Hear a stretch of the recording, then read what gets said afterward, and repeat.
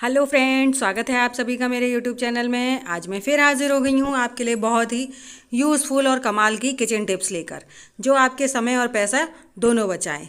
तो चलिए बिना देरी करते हुए वीडियो को शुरू कर लेते हैं। और आज मेरी पहली टिप है बच्चों के जो सॉक्स होते हैं ना, उनको लेकर।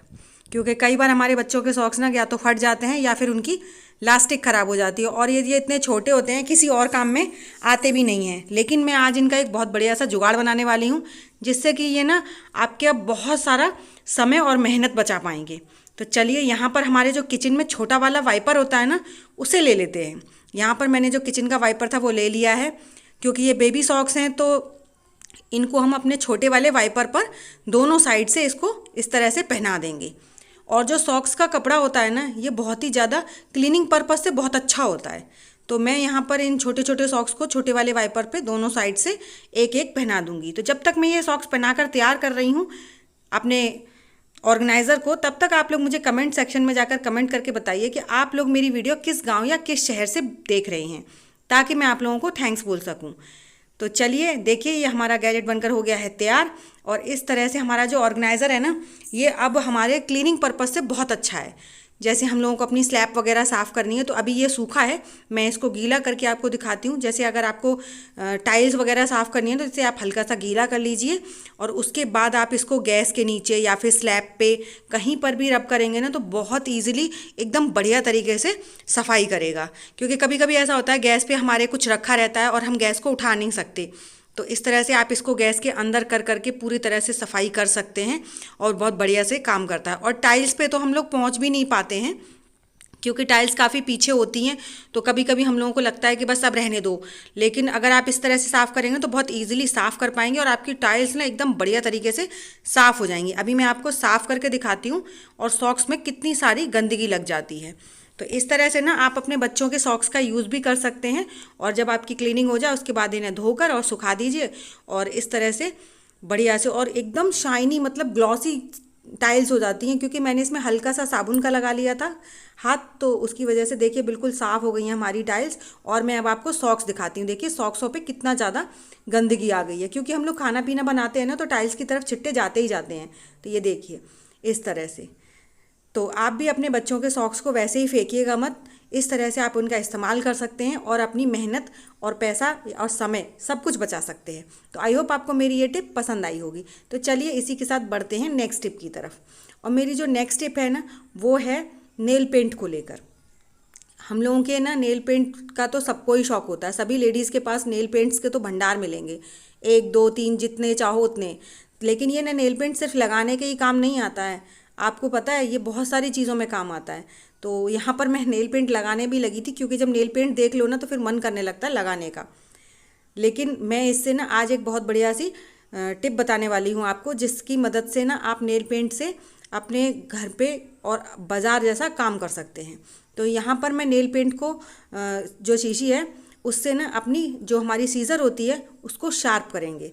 क्योंकि हमें जब सीज़र हमारी ख़राब हो जाती है ना, और वो किसी चीज़ को काटती नहीं है, तो हमें बहुत दिक्कत आती है। क्योंकि हम ही लेडीज़ को ज़रूरत होती है कि सीज़र की हर टाइम, किचन में भी चाहिए और वैसे भी चाहिए।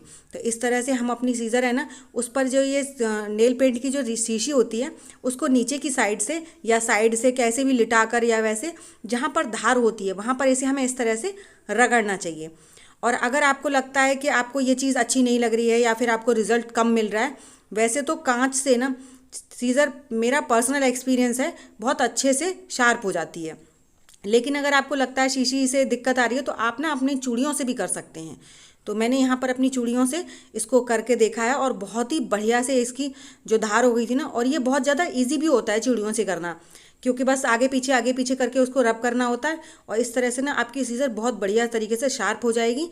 और आपको इसका मैं आपको अभी डेमो भी दिखाती हूँ बढ़िया तरीके से ना, ये इतनी इजीली हो जाती है। आप इसको ज़्यादा नहीं, 10-15 बार बस कैंची को इस तरीके से करते जाइए अपने बैंगल्स पे, और उसके बाद देखेंगे कि आपकी जो धार है वो काफ़ी तेज़ हो गई है।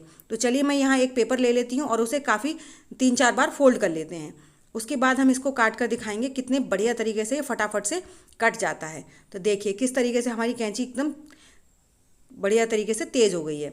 तो चाहे आप शीशी से करिए या फिर अपनी चूड़ियों से करिए, किसी से भी करिए, लेकिन आप अपनी सीज़र, नाइफ जो भी है ना, वो इस तरह से आप अपने घर पे ही शार्प कर सकते हैं। तो आई होप आपको मेरी ये टिप भी पसंद आई होगी। तो चलिए बढ़ते हैं नेक्स्ट टिप की तरफ। तो जी मेरी आज की नेक्स्ट टिप है इस तरह के जो हमारे नमकीन के पैकेट्स होते हैं ना, उनको लेकर, क्योंकि हम सबके यहाँ नमकीन तो खाई जाती हैं और ये ज़िपर जो पैक आते हैं ना, ये काफ़ी यूज़फुल होते हैं। इनको ना फेंकना नहीं चाहिए, इनका काफ़ी अच्छे से हम यूज़ कर सकते हैं।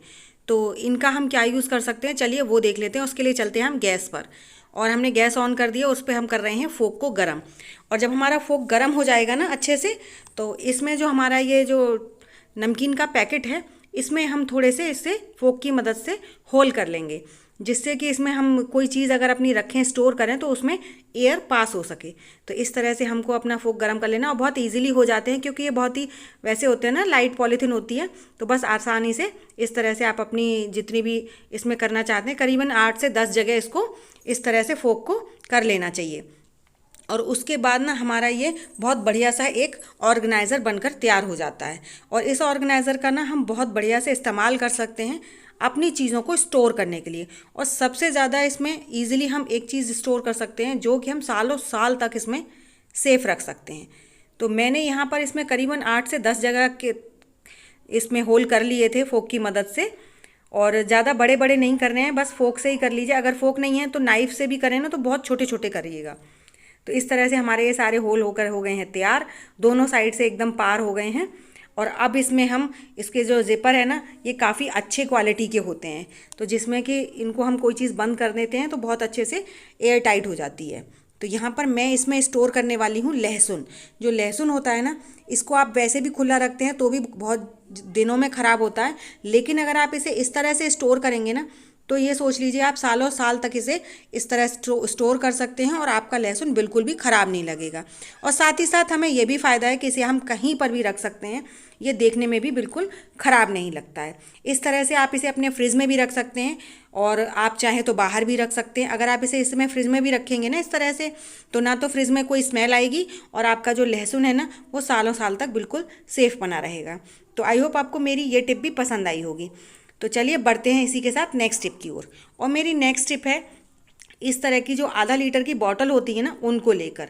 आज हम इससे बहुत बढ़िया सा एक ऑर्गेनाइज़र बनाने वाले हैं, जो कि हमें बहुत ज़्यादा हेल्पफुल होने वाला है। तो मैं यहाँ पर इस जो बॉटल है ना, इसको बीच में से 2 हिस्सों में कट करने वाली हूँ, बिल्कुल टॉप से लेके एंड तक। बस हमें इसका जो बॉटम है वो अलग नहीं करना है, बाकी मुझे ये पूरी बॉटल जो है ना, ऊपर से नीचे तक कट कर देनी है, दोनों साइड से 2 पार्ट में डिवाइड कर लेंगे। तो पहले हम इसका ये जो ऊपर का है इसे हटा देते हैं, और उसके बाद इसे हम नीचे तक पूरा कट कर लेंगे। और ध्यान से करिएगा, क्योंकि नाइफ़ बहुत ज़्यादा गर्म भी होता है, और कटने का भी डर रहता है और जलने का भी, तो इसलिए बहुत सेफली करने की ज़रूरत है। और ऊपर वाला बस काटने में थोड़ी सी दिक्कत होती है, बाकी नीचे वाला जो हिस्सा है ना, वो तो ईजिली कट हो जाता है। तो इसी तरह से हम इसको दोनों साइड से काट कर तैयार कर लिया है। तो इस तरह से हमारा ये पूरा ऑर्गेनाइज़र बनकर हो गया है रेडी। और अब इसका हम क्या यूज़ करने वाले हैं, चलिए वो देख लेते हैं। तो जब भी हमें कभी बाहर जाना होता है ना, तो हमें अपने टूथपेस्ट या टूथब्रशेज़ ऐसे ही बैग में डालने होते हैं, जिससे कि वो गंदे भी हो जाते हैं, और हमें जब समय पे ढूंढे ना तो मिलते भी नहीं हैं। तो इस तरह से आप इसको अपने ऑर्गेनाइज़र के रूप में इसे ले जा सकते हैं। बैग में डालिए या पर्स में डालिए, कहीं पर भी डालिए, और आप इसे बहुत अच्छे से कैरी करके ले जा सकते हैं। तो आई होप आपको मेरी सभी टिप्स पसंद आई होंगी। तो मुझे कमेंट सेक्शन में जाकर ज़रूर बताइएगा कि आपको मेरी सबसे ज़्यादा कौन सी टिप पसंद आई। तो चलिए आज की वीडियो के लिए इतना ही, और नेक्स्ट वीडियो में मिलेंगे आपको।